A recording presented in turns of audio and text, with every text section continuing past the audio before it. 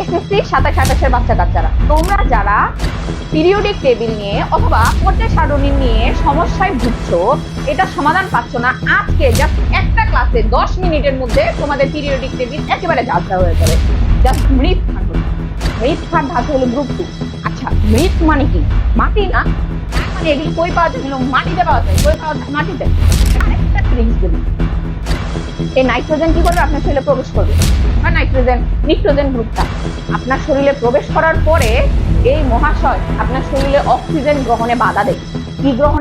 আমরা পরে ফিরে আসি। দেখো তো এটা কি? এটা একটা পর্যায় সারণী, ঠিক আছে? আমরা আমাদের পর্যায় সারণীতে গ্রুপ কয়টা? আমাদের পর্যায় সারণীতে গ্রুপ হলো 18টা, আর পর্যায় কয়টা? 7টা। মনে রাখবা, পর্যায় সারণীতে পর্যায় কয়টা? 7টা, আর গ্রুপ কয়টা? 18টা। আর গ্রুপ কয়টা? 18টা। পর্যায় সারণীতে পর্যায় হলো 7টা আর গ্রুপ 18টা। বুঝতে পারছি? ওকে, সরি, গ্রুপ হইলো 18টা আর পর্যায় হলো কয়টা? 7টা। এই হলো আমাদের 18 নম্বর গ্রুপ। আজকে আমরা এই গ্রুপের যাবতীয় সব ঝাঁঝা করে ফেলবো, কোনটাকে কি গ্রুপ বলে, কোনটার কি কাজ, কোনটার কি কাজ। বুঝতে পারছি? এখন আসে আমরা মেইন পড়ায়।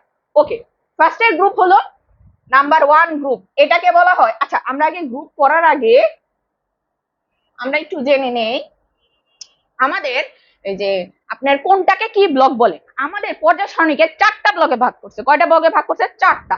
এই যে এস, পি, ডি, এফ, এই 4টা ব্লকে আমাদের পর্যায় সারণীকে ভাগ করছে। দেখেন তো, এই যে এগুলোকে বলা হয় এস ব্লক মৌল। এই যে এখানে এগুলোকে বলা হয় এস ব্লক মৌল। আরেকজন আছে, ওই যে বলে না সিঙ্গেল মানুষ দূরে থাকে, এই হলো আরেকজন, এটাকে বলা হয় এস ব্লক মৌল। দেখেন ওদের colour pink colour. S block মৌল, এস ব্লক মৌল কয়টা? এস ব্লক মৌল হলো 14টা। কয়টা বাচ্চা কাচ্চারা? 14টা। এরপরে এসে আমরা পি ব্লক মৌল, এই যে গ্রুপ 13 থেকে গ্রুপ 18, এই যে এখানে এগুলোকে বলা হয় পি ব্লক মৌল। কি ব্লক মৌল? পি ব্লক মৌল হয়টা কয়টা? পি ব্লক মৌল 36টা। কয়টা? 36টা। তারপরে আসি আমরা ডি ব্লক মৌল, এই যে এগুলোকে বলা হয় ডি ব্লক মৌল। কি মৌল? D block. এখানে আবার 3জন আছে লুকাইয়া, ওই 3জনকে আমাদের নিতে হবে, ওই 3জন ছাড়া আবার হবে না। এগুলোকে বলা হয় ডি ব্লক মৌল। কয়টা? ডি ব্লক মৌল হলো 41টা। মনে রাখতে হবে, ডি ব্লক মৌল কয়টা?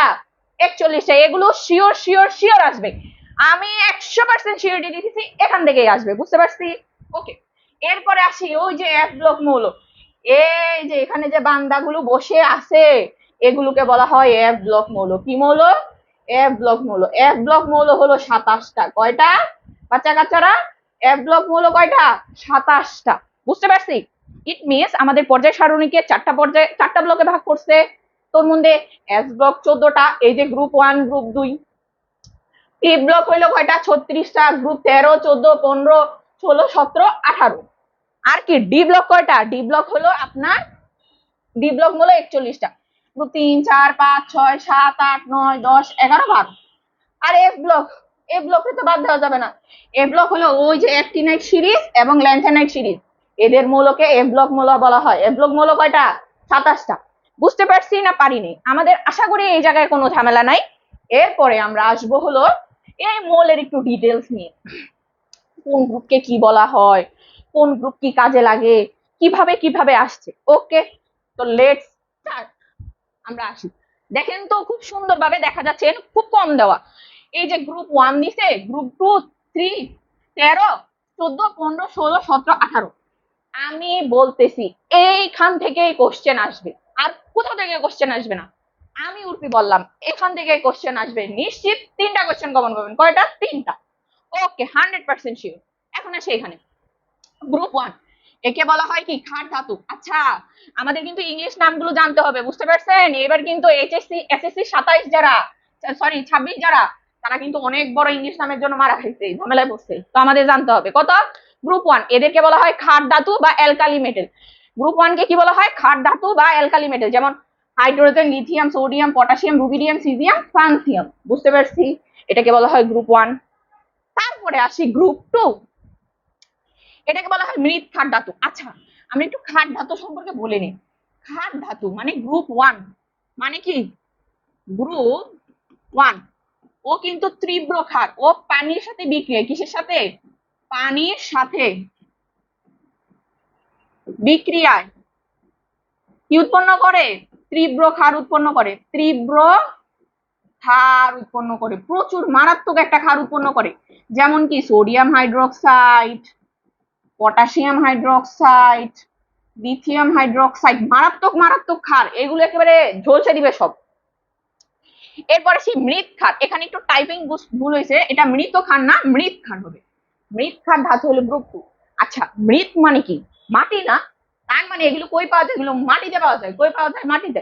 একটা সুন্দর উদাহরণ দিই, শুনেন।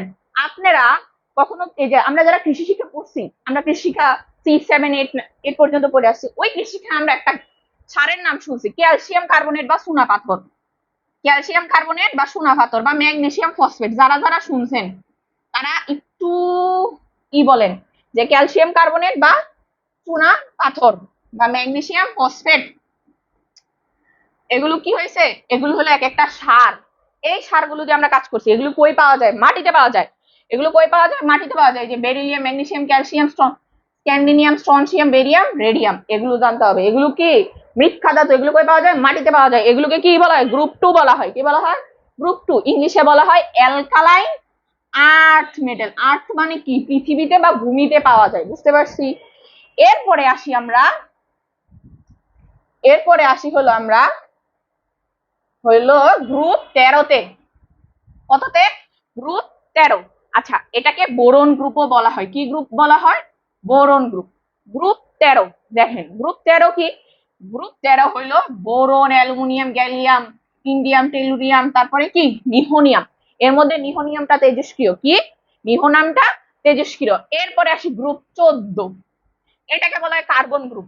আচ্ছা, সেটা যেটা হোক, এটা দিয়ে ওই যে ফোন, ক্যালকুলেটর, এই যে আপনি আমার সাথে কন্ট্যাক্ট করতেছেন আমরা ফোনে, তারপরে হলো কি, এই যে যারা যারা ল্যাপটপে ক্লাস করতেছেন, যারা যারা কম্পিউটারে ক্লাস করতেছেন, এই বাবাজির কারণে, এই যে ফ্যানের নিচে বসছেন, ওয়াইফাই লাইনটা আসছে, কই থেকে আসছে? এই যে এই বাবাজির কারণে। এই বাবাজি আমাদের সেটা করে। এটাকে ইংলিশে বলা হয় semiconductor. Semi conductor.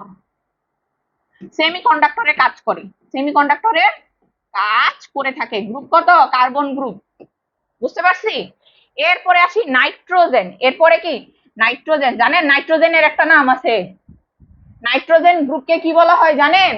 Nitrogen গ্রুপকে বলা হয় হইলো আপনার গ্রুপ নাম্বার 15। এই গ্রুপ 15 বা নাইট্রোজেন গ্রুপকে বলা হয় নিক্টোজেন। কি বলা হয়?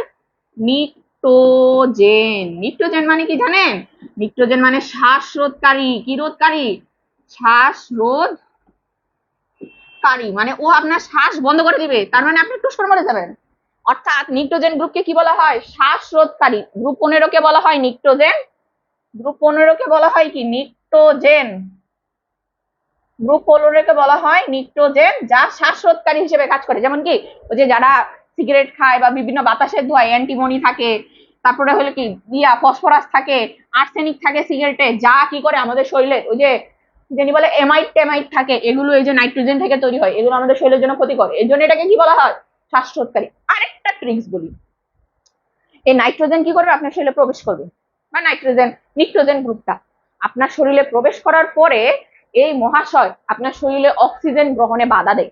কি গ্রহণে বাধা দেয়? অক্সিজেন গ্রহণে বাধা দেয়।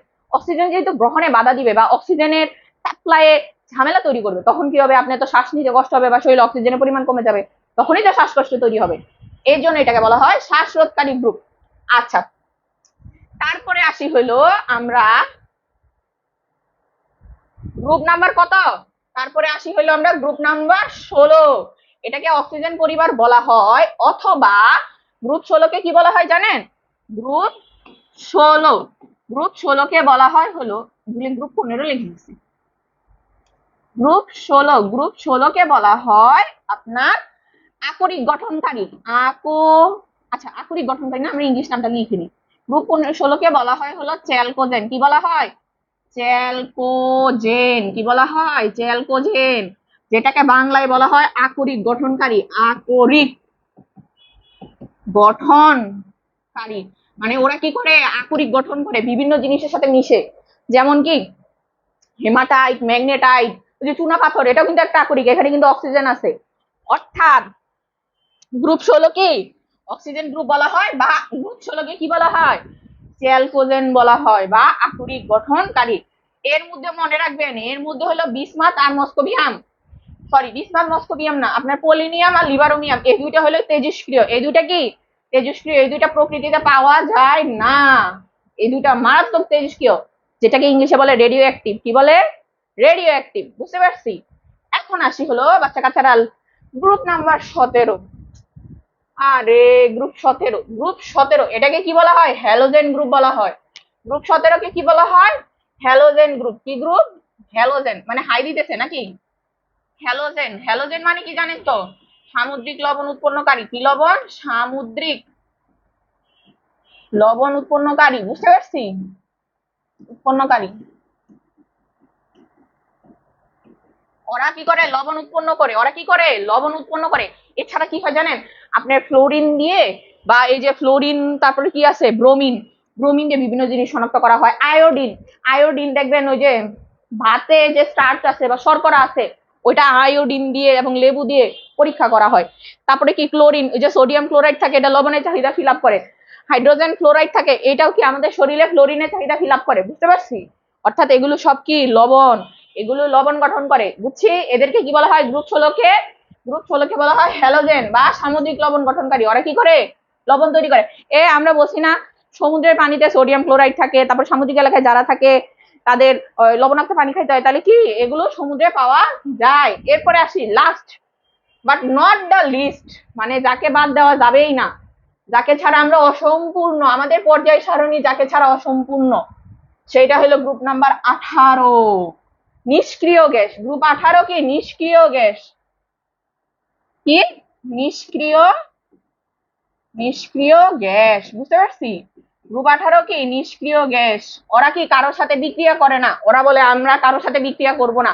কিন্তু এই গ্রুপ 18 যদি না থাকতো, ওই যে বেলুন আকাশে উঠতো না। কারণ কি, বেলুনে হিলিয়াম থাকে, এখানে হিলিয়ামের উত্তোলন ক্ষমতা অনেক বেশি, উত্তোলন ক্ষমতা কি অনেক বেশি। ও কি করে, বেলুন, তারপরে ওই যে পানির নিচে ডুবুরিরা যায় না, ওই ডুবুরিতে আপনার ওই হিলিয়াম থাকে, অক্সিজেন খুব অল্প পরিমাণে থাকে, কারণ অক্সিজেন গ্যাস তো অনেক ভারী, 16 × 32, আর হিলিয়াম 2 × 4। এর জন্য ওইখানে হিলিয়াম ব্যবহার করা হয়, যেন ওই যে অক্সিজেন সিলিন্ডারটা পাতলা লাগে। তারপরে কি নিয়ন, নিয়ন হলো কি, এই যে উপরে এরোপ্লেন দেখা যায় না, ওই উপরে দেখা যায় না আপনাদের ঘর থেকে জানালায়, ওই এরোপ্লেনের লাইটে বা কুয়াশার মধ্যে লাইট জ্বলাইতে এই নিয়ন কাজ করে।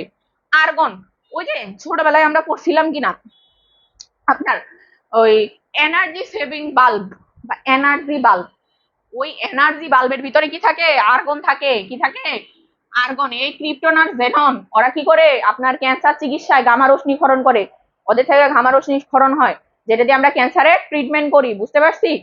তারপরে হলো কি, ক্রিপ্টন দিয়ে এক্সেপশনাল ভাবে আমরা ফটোগ্রাফিক ফিল্ম, ওই যে নেগেটিভ বের করে না, নেগেটিভ আগেকার দিনে বলতো ছবির নেগেটিভ, ওই নেগেটিভ এগুলো ব্যবহার হতো, বুঝতে পারছি। আর এই দুইটার ব্যবহার খুব কম। তাহলে আজকে আমরা এক ক্লাসে জাস্ট 10 মিনিটের তুড়ি মেরে আমাদের পর্যায় সারণীর A to Z পিরিয়ডিক টেবিলের ইতিহাস শেষ করে ফেলছি। এখন কথা হলো আমরা কি কি শিখছি। আমরা শিখলাম S block, P block, D block. S block কয়টা, এস ব্লক মূল 14টা, পি ব্লক মূল কয়টা 36টা, ডি ব্লক মূল হলো 41টা, আর এফ ব্লক মূল কয়টা 27টা। শিখছি না। তারপরে শিখছি কি, গ্রুপ 1 2 3 1 2 13 14 15 16 17 18, এগুলো সম্পর্কে একটু জানলাম। এগুলো, এই গ্রুপগুলো মুখস্থ রাখা লাগবে, এগুলো অবজেক্টিভে আসবে। আসবে মানে আসবে, আসবে মানে কি 1000% নিশ্চিত থাকেন, এগুলোই অবজেক্টিভে আসবে।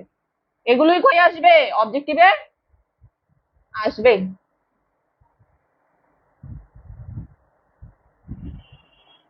বুঝতে পারছি, এগুলোই অবজেক্টিভ আসবে, এগুলো ছাড়া হবেই না। আপনি এগুলো ছাড়া অবজেক্টিভ অ্যান্সার করতে পারবেন না, বুঝতে পারছি। এগুলো 1000% আমি নিশ্চয়তা দিলাম আসবে। আচ্ছা, বুঝতে পারছি। এখন আরেকটা জিনিস নিয়ে একটু জানি, সেটা হইলো এখানে একটা গ্রুপ আমি একটু আলোচনা করি। সেই গ্রুপটা হইলো গ্রুপ নাম্বার 11। কয় নাম্বার, গ্রুপ নাম্বার কত, 11। এই যে দেখেন চিপাই বসে আছে, ওখানে আমি অ্যাড করিনি, চিপাই বসে আছে, পাইছেন। এটাকে বলা হয় মুদ্রা ধাতু। কি বলা হয়, মুদ্রা ধাতু। মানে কি জানেন, এদের থেকে টাকা পয়সা পাওয়া যায়, যেমন সিলভার, সিলভার দিয়ে আমরা কি করি, গয়না বানাই না? কপার, কপারের আগে কয়েন পাওয়া যাইতো অরাম, অরাম মানে কি গোল্ড, গোল্ড দিয়ে তো আল্লাহ মহিলারা কত কি বানায়, যে হারে গোল্ডের দাম বাড়তেছে রে ভাইয়া পুরা বাচ্চা কাচ্চারা। এরপরে হলো রঞ্জনটা, ইউজুয়ালি এই যে তিনটা, এই তিনটার বেশি ব্যবহার হয়, যেমন কপার, সিলভার, গোল্ড। এগুলো আগেকার দিনে মানুষেরা আপনার করতো, সেল করতো, স্বর্ণ বানাইতো, গোল্ডের কয়েন বানাইতো, সিলভারের কয়েন বানাইতো, মুদ্রা দিয়ে আদান প্রদান করতো। তো বাচ্চা কাচ্চারা আমরা কি করলাম আজকে, একটা ক্লাসে জাস্ট 10 মিনিটে তুড়ি মেরে পিরিয়ডিক টেবিলের A to Z সব কমন করলাম, সবকিছু করলাম। এখান থেকে 3টা অবজেক্টিভ আসবে আসবে আসবে, পড়তে হবে। কি বলছি বুঝতে পারছি? তো এই ক্লাসের আরো ডিটেলস জানতে হলে বা এগুলো সম্পর্কে ইতিহাস ডিটেলসে জানতে হলে আমাকে নিচে কমেন্ট করেন, কমেন্ট বক্সে জানান, কমেন্ট বক্স অথবা পেজে একটা ফলো দেন, তাহলেই আমি এর পরবর্তী ক্লাস নিয়ে আবার এসে বলবো। বুঝতে পারছি? ওকে।